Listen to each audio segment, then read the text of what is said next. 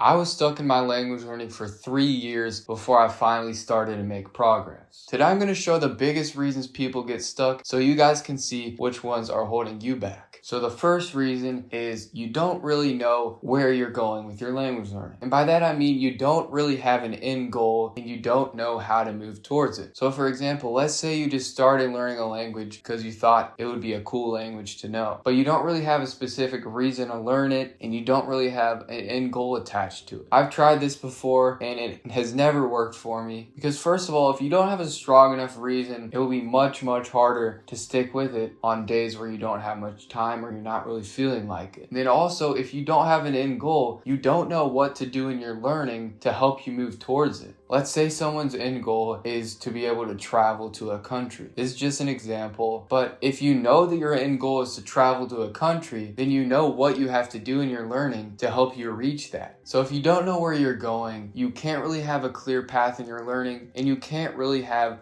a North Star that's guiding you through your hard moments. The second thing I don't really see many people doing at all, but I think it's really a powerful way to help you stay consistent in the long run. And this is planning out when you're going to study, what you're going to study, and how you're going to study before you even get there. So for example, at the start of the week, you plan out on Monday, I'm going to learn for 30 minutes at 6:30 p.m. But not only that, you don't just say, I'm going to learn at this time. Let's say 20 minutes of that 30 minutes, you're going to be doing input. You don't just say, I'm going to be doing input during that time. You literally go and you pick out the resource you're going to use for that input. You pick out a YouTube video, a show, a movie, a podcast, whatever it is. And then you write down the time, what you're going to do, and what resource you're going to use during that time. And if you do this, you really have no excuses. You know exactly what to do when you're doing it, and all you have to do is just show up. So I highly recommend you guys try that out this week. And then the third thing is more of a mindset problem. Right now you're watching a video on language learning on YouTube, and I'm sure you've seen a lot of other YouTubers who talk about it. I'm sure you've seen all the polyglots, the people who learn a language in 7 days, and it's so easy to compare yourself to those people. It's so easy to become discouraged because they seem to have it all figured out and you have nothing figured out. But literally all that can do is damage you. I do that all the time still, and it does not help me at all. But something I have found that does help me is comparing myself to my past self.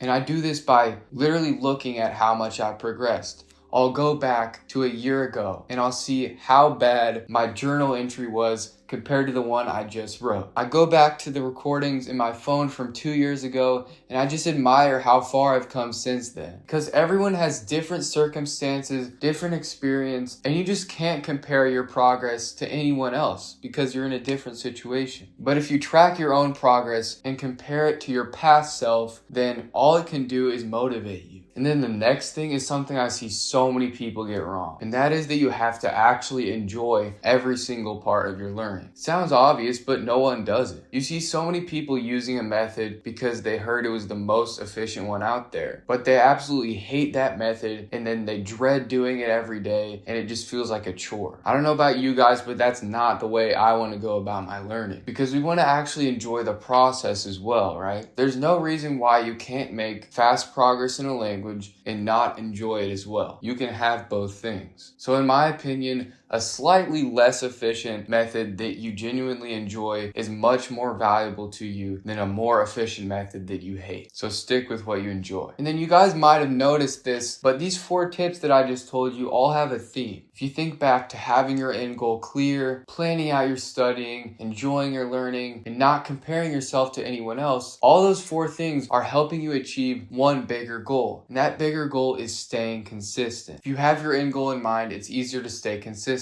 If you plan out when you're going to study, it's easier to stay consistent. If you enjoy your learning and you don't compare yourself to anyone else, it's easier to stay consistent. All the success in your learning comes from staying consistent. So now, keeping consistency in mind, I want to shift from, your mindset and stuff like that to how you're actually learning the language and the methods you're using. People overthink this so much, including myself. I used to overthink it for years. But really, if you think about any successful language learning method, they all have three main components. They all have input, retention, and output. Your learning has to have some type of input in it where you're consuming content. You have to have some type of way of remembering what you learn. And then finally, you have to have some way of producing the language. People overcomplicate this so much, but the truth is, if you have those three things in your method, it's probably good enough for you to make progress. As long as you're doing these three things, it's up to you how you do them. With input, you can watch the stuff you enjoy the most, your favorite YouTube channels, whatever it may be, as long as it's input. With retention, there's so many different ways to do this. You can write words down in a notebook and review them. You can do spaced repetition. You can go back to old videos you watched a long time ago and watch them again. Really whatever you want, as long as you have some way of retaining the information. And then again, with output, you can talk to real people. You can talk to yourself, which is what I do most of the time. You can write journal entries. You can do whatever you want as long as it's output. So my advice and what has worked for me is to just stop overthinking it so much and stop overcomplicating it. If you have input, retention, and output, your method really is good enough for you to make progress. Within these categories, just try a bunch of stuff until you see what you like the best and what works for you, and then just stick with it. So in this video, I went over the biggest things that I see that are keeping people stuck. But if you want a more in-depth guide of everything that could be keeping you stuck and actually get steps to how to fix it, I made a free document for you guys to go through and kind of diagnose your own learning and see what's holding you back. So if you're interested, feel free to check it out. It's the link in the description.